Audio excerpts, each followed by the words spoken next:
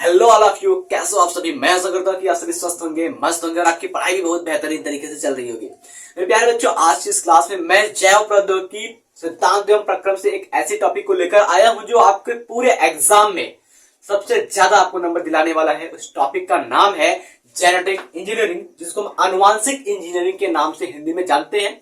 तो आनुवांशिक इंजीनियरिंग के हर एक पॉइंट को हम आपके दिमाग में एकदम अच्छे से फिट करने वाले हैं। तो चलिए हमारे साथ शुरू करते हैं आज इस क्लास को और समझते हैं कि जेनेटिक इंजीनियरिंग यानी कि आनुवांशिक इंजीनियरिंग क्या होता है, इसमें कौन कौन सी तकनीकी लगाई जाती है। तो बात करते हैं जो जेनेटिक इंजीनियरिंग है, ठीक है। इस जेनेटिक इंजीनियरिंग की बात करते हैं तो जेनेटिक इंजीनियरिंग का मतलब क्या होता है भाई। देखो, अगर हम बात करते हैं जो जेनेटिक है, जेनेटिक जो शब्द है वो जेनेटिक शब्द हम बात करते हैं ये जीन को रिप्रेजेंट करता है, ठीक है। जीन को रिप्रेजेंट करता है। अब जीन की बात करते हैं, देखो जीन की बात करते हैं तो जीन जो होता है कहां पाया जाता है भाई।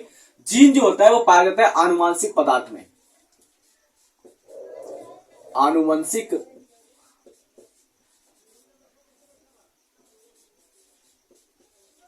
पदार्थ में जीन कहां पाया जाता है, आनुवंशिक पदार्थ में। तो आनुवंशिक पदार्थ हमारे पास दो प्रकार के होते हैं, एक होता है आरएनए और डीएनए। ये दो प्रकार के आनुवंशिक पदार्थ होते हैं। और जो पूरी इंजीनियरिंग हम पढ़ेंगे, पूरी की पूरी जो हम इंजीनियरिंग पढ़ेंगे, इंजीनियरिंग करेंगे, वो करेंगे इसी आनुवंशिक पदार्थ के ऊपर। डीएनए और आरएनए नामक आनुवंशिक पदार्थ के ऊपर क्या होगा, इंजीनियरिंग हम लोग करने वाले हैं। बात समझ में आया। अब अगर हम बात करते हैं कि जेनेटिक इंजीनियरिंग में दो चीजें होती है, दो महत्वपूर्ण बात आपको याद रखना होगा। पहला है जीन क्लोनिंग और दूसरा है जीन स्थानांतरण।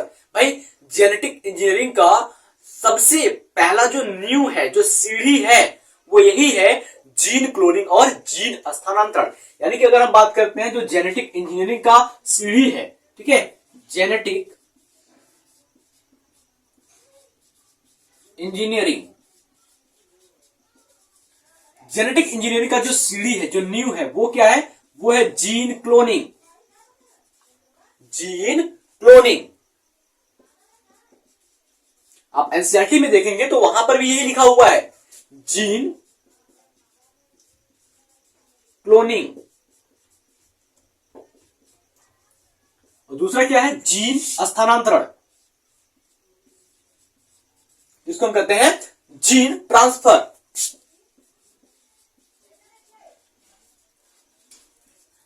जिसको हम कहते हैं जीन स्थानांतरण, हिंदी में जीन स्थानांतरण।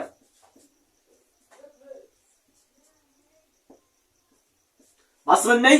तो अब देखो, इन जीन क्लोनिंग और जीन स्थानांतरण से हम क्या करेंगे, एक परिभाषा बनाएंगे और इस परिभाषा को हम कहेंगे आनुवंशिक इंजीनियरिंग का परिभाषा। देखो क्या होता है, जीन क्लोनिंग तथा जीन ट्रांसफर का उपयोग करके पुनर्योगज डीएनए का निर्माण किया जाता है और यह तकनीक क्या कहलाता है, जेनेटिक इंजीनियरिंग कहलाता है। तो अगर हम बात करते हैं, ये देखो जेनेटिक इंजीनियरिंग में जीन क्लोनिंग और जीन ट्रांसफर है, इन दोनों का उपयोग क्या किया जाता है भाई। देखो जीन क्लोनिंग, जीन क्लोनिंग तथा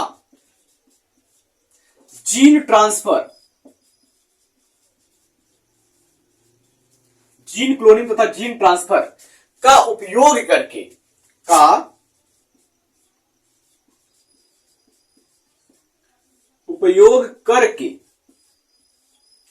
पुनर्योगज डीएनए यानी कि रिकॉम्बिनेंट डीएनए का निर्माण किया जाता है।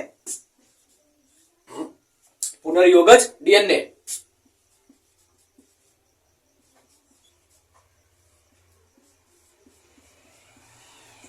पुनर्योगज डीएनए का निर्माण किया जाता है, किया जाता है। बात समझ में अभी, रिकॉम्बिनेंट डीएनए क्या होता है, पुनर्योगज डीएनए को हम रिकॉम्बिनेंट डीएनए कहते हैं। आखिर में ये रिकॉम्बिनेंट डीएनए होता क्या है भाई। रिकॉम्बिनेंट डीएनए के अंदर हम क्या करते हैं, बाहर से कोई चीज ला करके डालते हैं, तब जाकर के रिकॉम्बिनेंट डीएनए का निर्माण होता है। अब कैसे रिकॉम्बिनेंट डीएनए का निर्माण होता है, उस बात को भी मैं आपको अच्छे से समझाने वाला हूं, ठीक है। लेकिन इसके लिए क्या करेंगे, थोड़ी सी बातों को इसमें हम और ऐड करेंगे। थोड़ी सी बात क्या हो जाएगी, जिससे अवांछित जीन के केवल एक या एक से अधिक वांछित जीन को चुने हुए जीन में स्थानांतरित करते हैं। यानी कि क्या करते हैं, ये जो पुनर्योगल डीएनए होता है उसमें क्या होता है, जिससे अवांछित जीन यानी कि अनडिजायर्ड जीन, जिससे अवांछित जीन के केवल एक या एक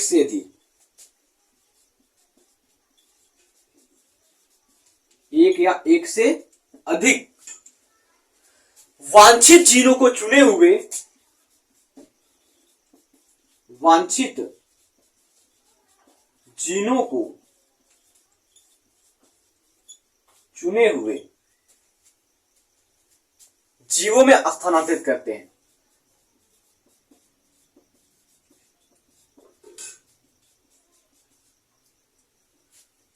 जीवों में क्या करते हैं, स्थानांतरित करते हैं।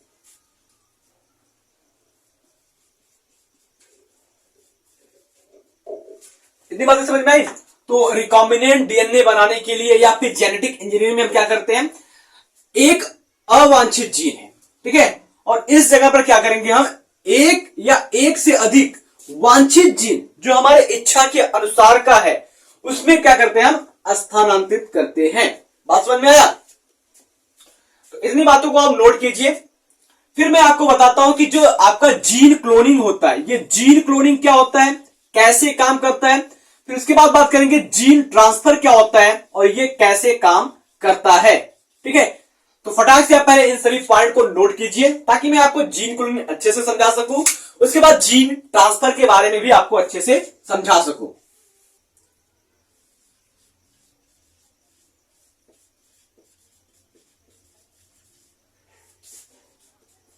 जीन क्लोनिंग, चलो बेटा, अब देखो क्या होता है। जैसे हमारे पास क्या है, एक कोई बैक्टीरिया सेल है, ये कोई बैक्टीरिया का सेल है और यहां पर क्या है, इस बैक्टीरिया का खुद का आनुवंशिक पदार्थ या क्रोमोसोम है, ठीक है। ये क्या है, बैक्टीरिया का क्रोमोसोम है, इसको क्या कहेंगे, बैक्टीरियल क्रोमोसोम, बैक्टीरियल क्रोमोसोम, यानी कि हम कहेंगे जीवाणु का गुणसूत्र, जीवाणु का गुणसूत्र, ठीक। और इसके बाद क्या करते हैं हम, यहां पर आपके जीवाणु का प्लाज्मिड है,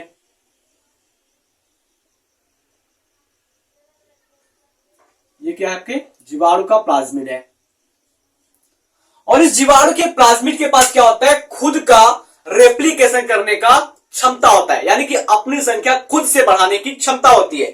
यानी कि अगर हम बात करते हैं तो यहां पर क्या है, इसका ORI साइट, यानी कि origin of replication independently site है। क्या होता है भाई, ओरिजिन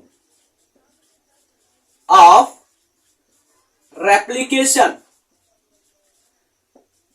इंडिपेंडेंटली,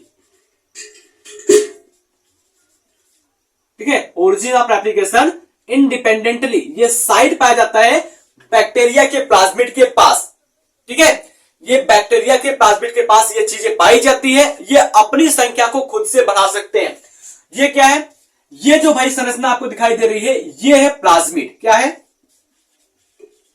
प्लाज्मिड। किसका प्लाज्मिड है, ये बैक्टीरिया का प्लाज्मिड। किसका है, बैक्टीरिया का प्लाज्मिड। तो लिखेंगे यहां पर हम बैक्टीरियल, बैक्टीरियल प्लाज्मिड, यानी कि जीवाणु प्लाज्मिड है। बात समझ में आई। अभी एक तो हो गया, उधर बात करते हैं, दूसरा लेते हैं। यहां पर क्या है, हमारा कोई एक दूसरा कोशिका है, ये एक दूसरा कोशिका हो गया, यानी कि हम कह सकते हैं सेल कंटेनिंग जीन इंट्रेंस्ड, यानी कि हम बात करते हैं एक कोशिका है जिसमें हमारे इच्छा अनुसार जीन जो है वो रखा गया है। तो हम क्या कहेंगे, ये क्या है, सेल है। क्या है, ये सेल है। ये क्या है, कोशिका है, और इस कोशिका के अंदर ये केंद्रक है, ठीक है। कोशिका के अंदर क्या है, केंद्रक है, और इस केंद्रक के अंदर क्या पाया जा रहा है, गुणसूत्र पाया जा रहा है, जीन पाया जा रहा है, ठीक है। ये क्या हो गया, इसका गुणसूत्र हो गया। क्या हो गया भाई, गुणसूत्र हो गया। डीएनए आप क्रोमोसोम हो गया, डीएनए ऑफ क्रोमोसोम, ठीक है, या फिर कह सकते हैं क्रोमोसोम ऑफ सेल। अभी क्या कहेंगे, इसी जीन के अंदर देखो, यहां पर हम बात करते हैं, एक मार्क कर लेते हैं, कलर तो दूसरा है नहीं जो हमने डार्क किया है, ठीक है। ये क्या है, ये हमारा जीन है, इंटरेस्ट वांछित जीन है। ये क्या है, ये वाला भाग क्या है, देखो इसको थोड़ा बड़ा करते हैं ना ताकि अच्छे से दिखे। ये वाला भाग जो क्या है, ये हमारा वांछित जीन है, जीन ऑफ इंटरेस्ट, यानी कि वांछित जीन, वांछित जीन है। इतना बातें समझ में। अब कहेंगे सर जी ये सब क्या बना रहे हैं, भाई बना रहा हूं आपको अच्छे से समझाने के लिए। अब क्या करेंगे, हम यहां से इस प्लाज्मिड को बाहर ले लेंगे। चल भाई प्लाज्मिड आ जा तू बाहर। अब इस प्लाज्मिड को हम बाहर ले लिए,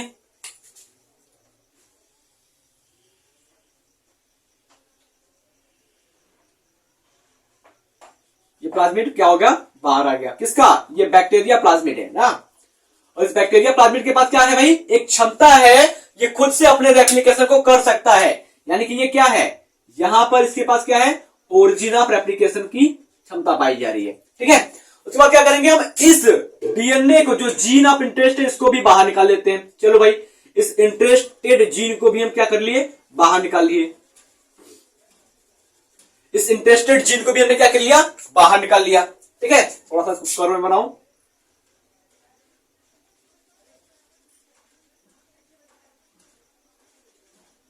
इंटरेस्टेड जीन को हमने बाहर निकाल लिया। अब क्या करेंगे, हम यहां पर कट लगाएंगे। कहां पर, इस प्लाज्मिड के अंदर कट लगाएंगे। अब कौन सा एंजाइम कट लगाए भाई, यहां पर जो कट लगाएगा वो होगा रेस्ट्रिक्शन एंजाइम। अब क्या होगा भाई, यहां पर हम क्या करेंगे, रेस्ट्रिक्शन एंजाइम कट लगाएगा इसमें, रेस्ट्रिक्शन एंजाइम, जिसको हम क्या कहते हैं, प्रतिबंधन एंजाइम। प्रतिबंधन, थोड़ा सा बड़ा सा लिखूं, प्रतिबंधन एंजाइम। प्रतिबंधन एंजाइम क्या करेगा, यहां पर कट लगाएगा। कहां पर, इसके ऊपर, प्लाज्मिड के ऊपर कट लगाएगा।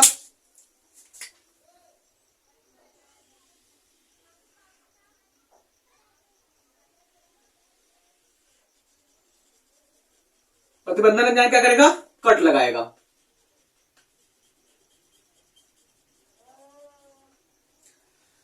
और इसके पास ये छोटा सा हमने बता दिया ORI साइट है,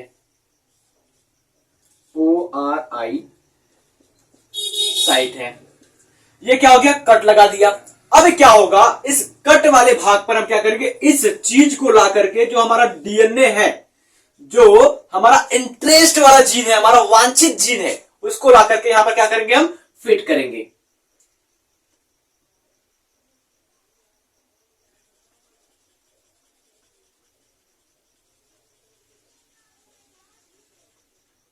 इस जीन को हमने ला करके यहां पर फिट कर दिया, ठीक है।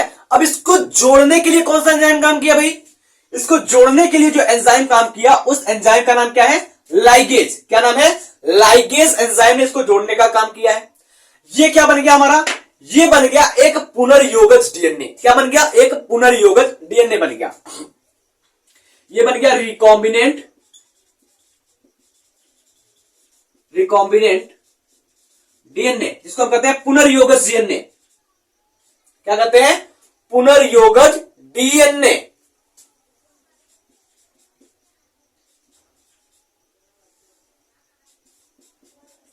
पुनर्योगज डीएनए का निर्माण हो गया।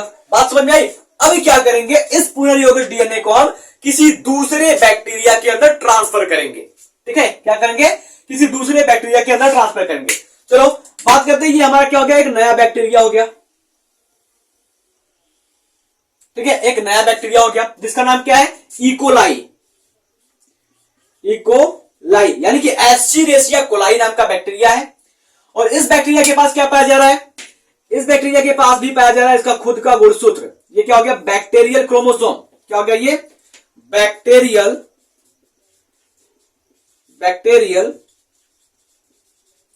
क्रोमोसोम। ठीक है, ये हो गया बैक्टीरियल क्रोमोसोम। बात समझ में आई? अब अगर हम बात करते हैं तो ये वाला जो जीन है रिकॉम्बिनेंट डीएनए वाला है, इस रिकॉम्बिनेंट डीएनए को क्या करेंगे हम, इसके अंदर प्रवेश कराएंगे। किसको? ये जो रिकॉम्बिनेंट डीएनए हमने बनाया है, उस रिकॉम्बिनेंट डीएनए को क्या करेंगे हम, इस इकोलाई बैक्टीरिया के अंदर क्या करेंगे हम, प्रवेश कराएंगे, इंसर्ट कराएंगे। तो अब इंसर्ट कराने के बाद क्या हो जाएगा, ये ट्रांसपेरेंट बन जाएगा, यानी कि संवाहक के रूप में काम करेगा स्थानांतरण का। चलो अब इसको हम प्रवेश करा देते हैं इसमें।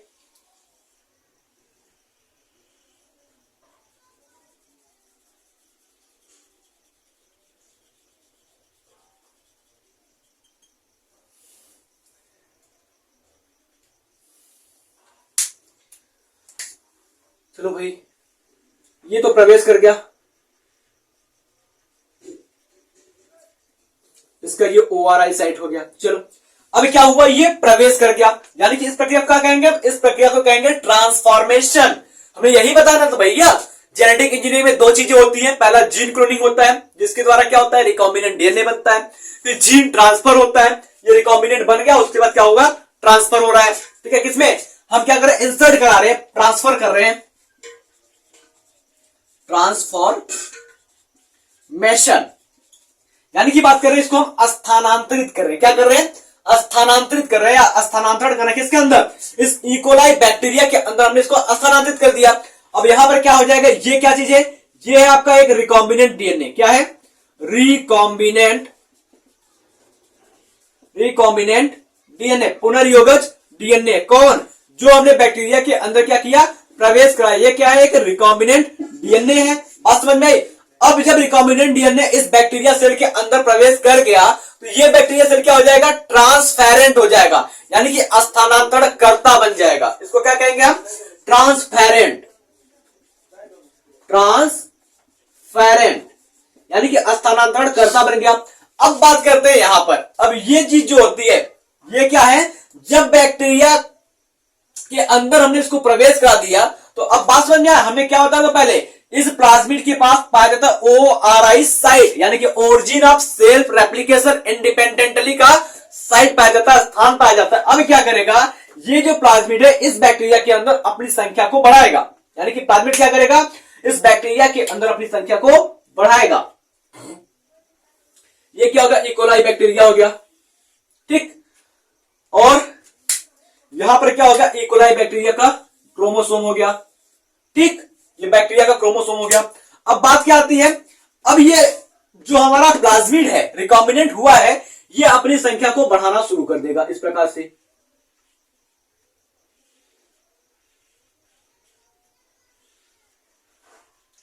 इस प्रकार से क्या करेगा, ये अपनी संख्या को बढ़ाना शुरू कर देगा।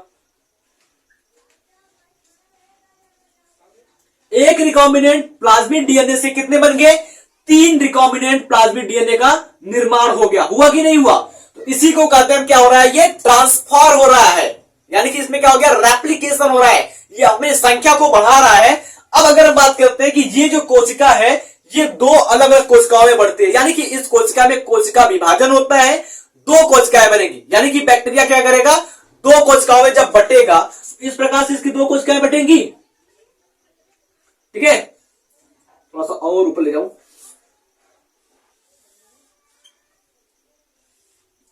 2 कोशिकाओं में इस प्रकार से ये बटेगी, देखो।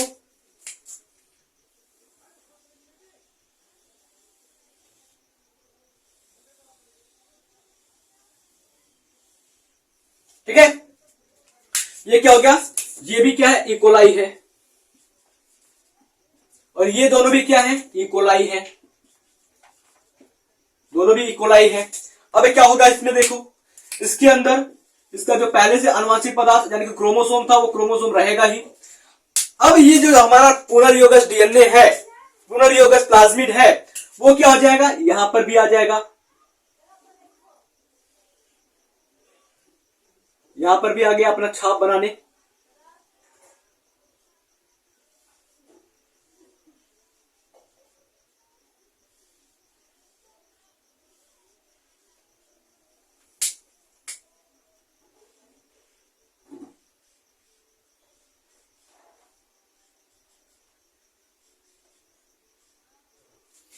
इस प्रकार से क्या हुआ, स्थानांतरण हो रहा है।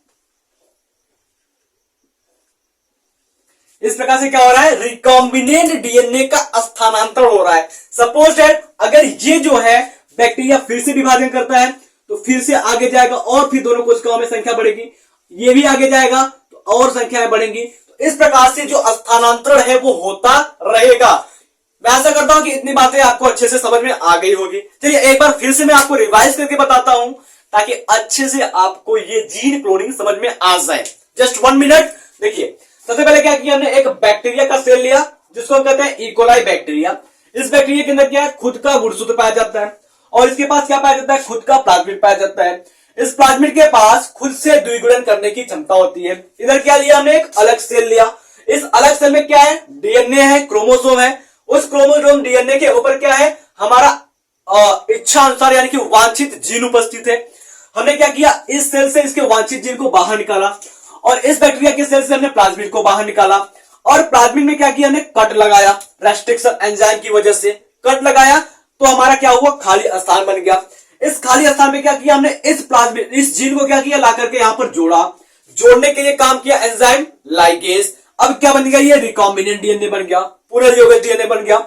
इस पुनर्योगित डीएनए को क्या किया हमने, यहां से उठाया, एक नए बैक्टीरिया सेल में डाल दिया, यहां पर प्रवेश कर दिया, जिसको हम ट्रांसफॉर्मेशन कहते हैं। अब जैसे ही हमने इस बैक्टीरिया सेल के अंदर डाला तो ये बैक्टीरिया सेल क्या बन गया, ट्रांसफेरेंट बन गया, यानी कि स्थानांतरण करता बन गया। उसके बाद क्या कर रहे हैं, इस प्लाज्मिड का क्या कर रहा है, ये प्लाज्मिड अपना द्विगुणन कर रहा है, यानी कि अपनी संख्या को बढ़ा रहा है। यहां पर देख सकते हो। अब अगर हम बात करते हैं, इस कोशिका में विभाजन हुआ, कोशिका अपनी संख्या को बढ़ाना चाहता है तो देखो 2 कोशिका बन गई और दोनों कोशिका में प्लाज्मिड के नंबर क्या है, 3 है, यानी कि प्लाज्मिड के पास खुद से द्विगुणन करने की क्षमता पाई जाती है, ये अपनी संख्या को बरकरार रख रही है। आगे अगर बात करते हैं, ये कोशिका फिर विभाजित करेगा तो फिर आगे चल करके ऐसे ही कोशिकाओं का निर्माण होता है। तो आई होप जो जीन क्लोनिंग है वो आपको अच्छे से समझ में आ गया होगा। रिकॉम्बिनेंट डीएनए कैसे बनता है वो भी आपको अच्छे से समझ में आ गया होगा। अगर हम बात करते हैं अगले पॉइंट की, तो अगला पॉइंट हो जाएगा सर्वप्रथम पुनर्योगज डीएनए का निर्माण कैसे हुआ था। ठीक है, यानी क्या हमारा सर्वप्रथम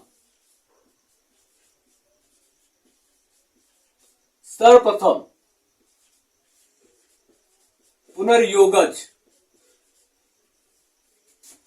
डीएनए का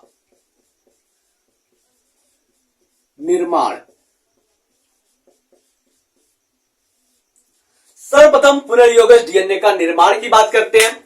ठीक है, किस प्रकार के, कृत्रिम। ठीक है, तो अगर हम बात करते हैं, स्टेनले कोहेन, हर्बर्ट बोयर नाम के 2 वैज्ञानिक थे। ठीक है, लिख देना नाम,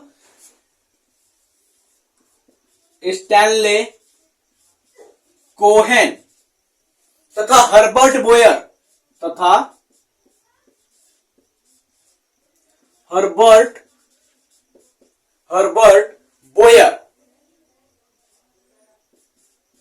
हर्बर्ट बोयर ने 1972 में सर्वप्रथम 1972 में सर्वप्रथम पुनर्योगज डीएनए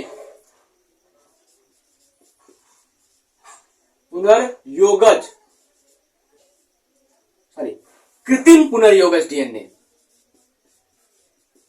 कृत्रिम पुनर्योगज डीएनए का निर्माण किया।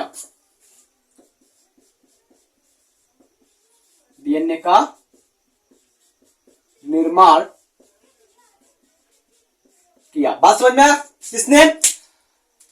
स्टैनले कोहेन तथा हर्बर्ट बोयर ने सर्वप्रथम 1972 ईस्वी में रिकॉम्बिनेंट डीएनए को आर्टिफिशियली रूप से तैयार किया। इतनी बातें समझ में आई? चलिए अब हम बात करते हैं क्या क्या प्रोसेस उन्होंने लगाया। ठीक है, अगर हम बात करते हैं तो उन्होंने एक बैक्टीरिया को लिया जिसका नाम साल्मोनेला टाइफीम्यूरियम था। क्या था? साल्मोनेला टाइफीम्यूरियम। एक बैक्टीरिया लिया उन्होंने, इसका नाम क्या था? साल्मोनेला टाइफीम्यूरियम। साल्मोनेला टाइफीम्यूरियम। साल्मोनेला टाइफीम्यूरियम नाम का उन्होंने एक बैक्टीरिया लिया, हिंदी में भी यही नाम है, साल्मोनेला टाइफीम्यूरियम। साल्मोनेला टाइफीम्यूरियम, साल्मोनेला टाइफीम्यूरियम नाम का बैक्टीरिया लिया और इसके प्लाज्मिड के उन्होंने क्या किया, बाहर निकाल दिया। इसने हर्बर्ट बोयर और स्टेनले कुहेन ने क्या किया, साल्मोनेला टाइफीम्यूरियम नाम के बैक्टीरिया को लिया और इसके प्लाज्मिड को क्या किया, उन्होंने बाहर निकाल लिया।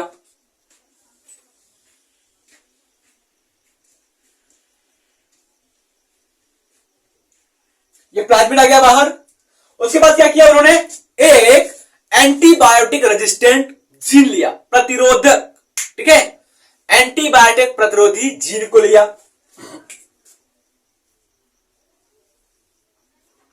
एक क्या किया उन्होंने, एंटीबायोटिक प्रतिरोधी जीन को लिया।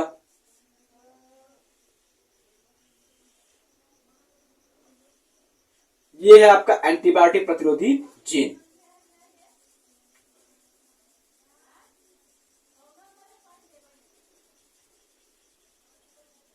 ये क्या है आपका, एंटीबायोटिक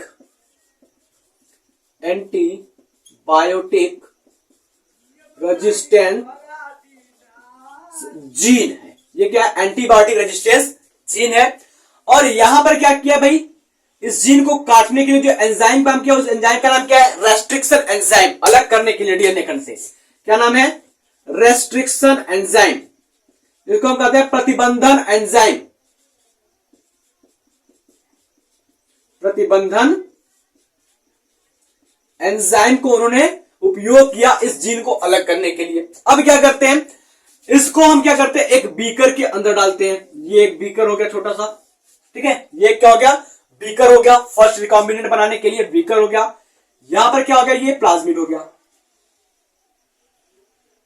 ये प्लाज्मिड हो गया। बात समझ में आई, ये प्लाज्मिड हो गया। अब क्या करेंगे, इधर से इस प्लाज्मिड को लेंगे, इसमें डालेंगे, इधर से इस हमारे इच्छानुसार जीन को भी इसमें डाल देंगे, दोनों चले गए। और साथ में क्या करेंगे, हम इसके अंदर रेस्ट्रिक्शन एंजाइम डालेंगे, रेस्ट्रिक्शन एंजाइम डालेंगे, जो प्लाज्मिड को कट लगाने में मदद करेगा। साथ में क्या करेंगे, हम रेस्ट्रिक्शन एंजाइम के साथ क्या करेंगे, हम डीएनए और लाइगेज डालेंगे, डीएनए लाइगेज डालेंगे,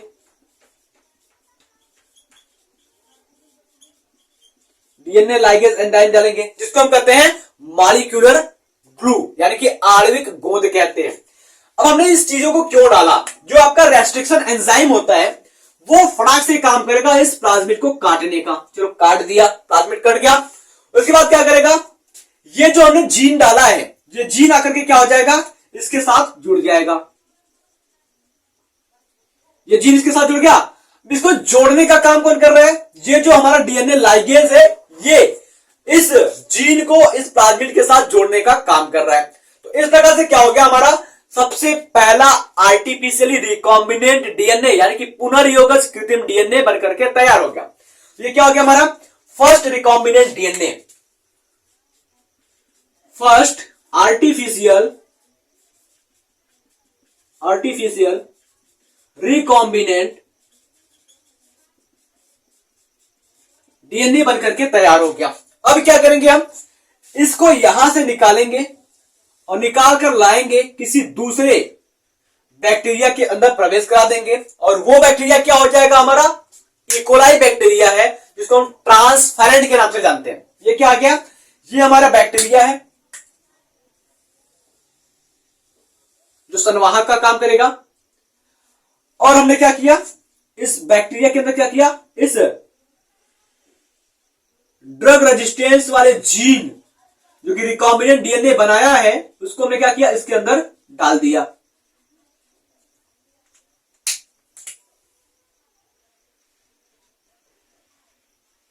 ठीक है, तो ये क्या है, ये कैसा है, ये क्या है, ड्रग रेजिस्टेंट रिकॉम्बिनेंट डीएनए है। ठीक है, क्या है, drug resistance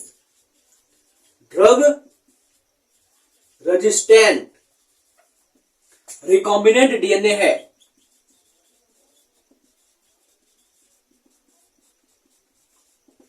drug resistance recombinant DNA को क्या कर दिया हमने, इस बैक्टीरिया के अंदर डाल दिया। और ये बैक्टीरिया क्या करता है, ट्रांसफेरेंट का काम करता है, ट्रांसफर करने का काम करता है। ये कौन सा बैक्टीरिया है, इस बैक्टीरिया का नाम है इकोलाई। और काम क्या कर रहा है, ये ट्रांसफेरेंट का कर रहा है, ट्रांसफेरेंट का काम कर रहा है। तो मैं ऐसा करता हूं कि आपको इतनी बातें बहुत अच्छे तरीके से समझ में आ गई होगी। देखो एक बार जरा, सर्वप्रथम पुनर्योगज डीएनए का निर्माण की बात करते हैं, यानी कि सबसे पहले जो रिकॉम्बिनेंट डीएनए था वो कैसे बना। तो स्टैनले कोहेन तथा हर्बर्ट बोयर ने 1972 ईस्वी में सर्वप्रथम कृत्रिम पुनर्योगज डीएनए का निर्माण किया, यानी कि आर्टिफिशियली तरीके से उन्होंने पुनर्योगज डीएनए का निर्माण किया। उसके लिए उन्होंने क्या किया, एक साल्मोनेला टाइफी नाम के बैक्टीरिया को लिया, जिसके प्लाज्मिड को उन्होंने बाहर निकाला, और एक एंटीबायोटिक रेजिस्टेंट जीन को लिया, जहां पर किसी भी प्रतिजैविक का कोई प्रभाव नहीं पड़ता है। उस जीन को उन्होंने लिया और उसको अलग किया।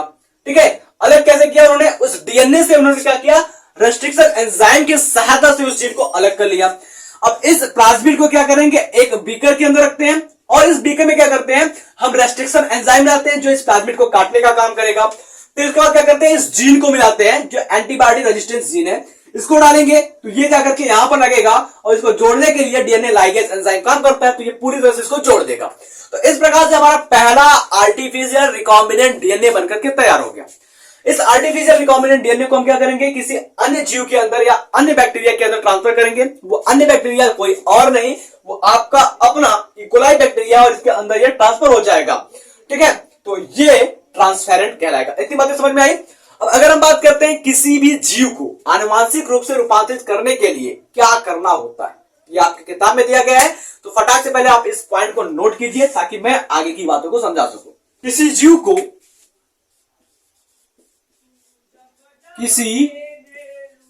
को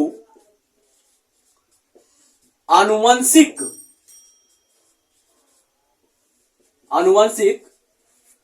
रूप से रूपांतरित करने के लिए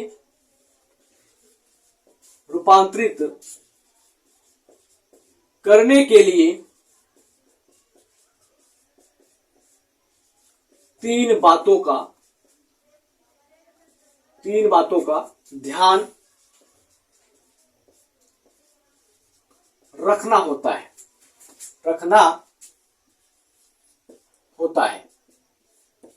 पहला बात क्या है भाई, पहली बात यह है कि हमको पता होना चाहिए कि जो हमारे इच्छा अनुसार का जीन है वो कहां पर उपस्थित है। यानी कि अगर हम बात करते हैं तो वांछित जीन युक्त डीएनए की पहचान, पहला मतलब क्या होता है, वांछित जीन युक्त डीएनए की पहचान,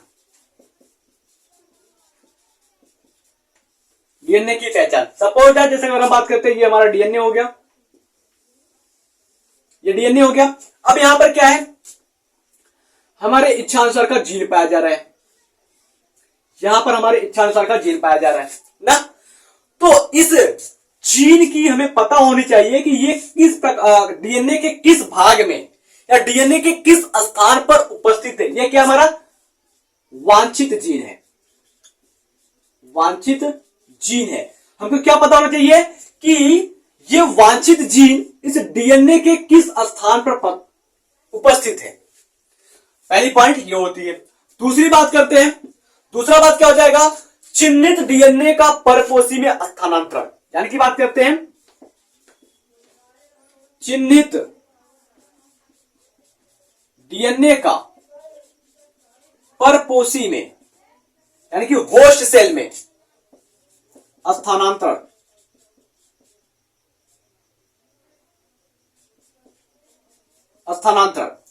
जैसे हम बात कर रहे हैं इस डीएनए को जहां पर हमारा वांछित जीन उपस्थित है उसको हमने पहचान लिया।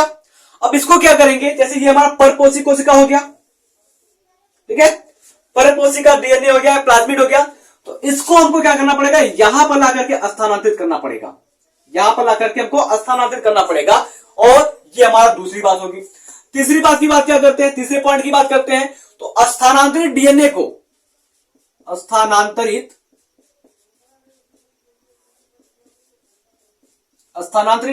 को परपोषी में, पोषी में सुरक्षित रखना, सुरक्षित रखना तथा उनकी संतान में स्थानांतरण करना, तथा उनकी संतान में स्थानांतरण करना। ये तीन बातों को ध्यान रखना पड़ता है किसी भी जीव को आनुवांशिक रूप से रूपांतरित करने के लिए। इन तीन बातों को मैं आपको फिर से समझा दूं अच्छे तरीके से, ताकि आपके सभी डाउट्स क्लियर हो जाएं। पहली बात कि आपको वांछित जीन युक्त डीएनए की पहचान होनी चाहिए। ये डीएनए का कोई खंड हो गया, ठीक है, ये क्या हो गया, डीएनए का एक खंड हो गया। इस डीएनए खंड पे क्या है भाई, हमारा वांछित जीन उपस्थित है, ये वांछित जीन उपस्थित है। और क्या है, एक परपोषी कोशिका है, और इसके अंदर क्या पाया जा रहा है, प्लाज्मिड पाया जा रहा है। अब क्या करना होगा हमको, यहां पर इस चिन्हित डीएनए को इस परपोषी कोशिका के अंदर प्रवेश करा देना है। जैसे ही हम प्रवेश कराएंगे तो इसके प्लाज्मिड के साथ ये जुड़ जाएगा। यहीं तक बात खत्म नहीं होती, ये दूसरा पॉइंट हो गया।